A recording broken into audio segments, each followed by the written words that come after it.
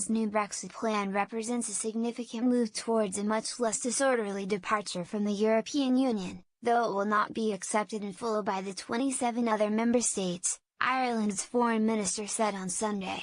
British Prime Minister Theresa May secured cabinet agreement on Friday for her plans to leave the EU. Overcoming rifts among her ministers to win support for a business-friendly proposal aimed at spurring stalled Brexit talks.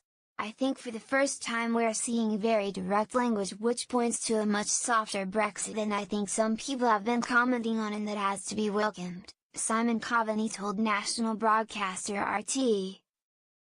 I don't think the EU will accept it in full, but I hope it can be the basis for a serious negotiation now.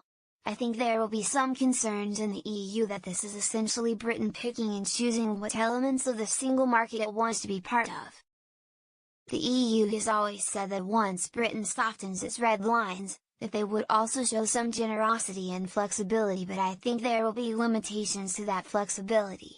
Coveney said nobody should be fooled into thinking both sides were close to a conclusion in the negotiations. Ireland is a key EU player in the Brexit talks as the border between it and Northern Ireland will be Britain's only land frontier with the EU, and its status is proving a thorny issue.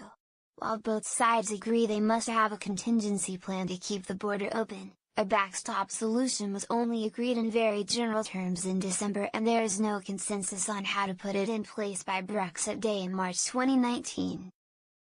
From an Irish point of view, there is some quite strong language that is positive, mainly that Britain is absolutely committed to what we call the backstop, but more importantly they are determined to ensure that the backstop will never be necessary, Coveney said.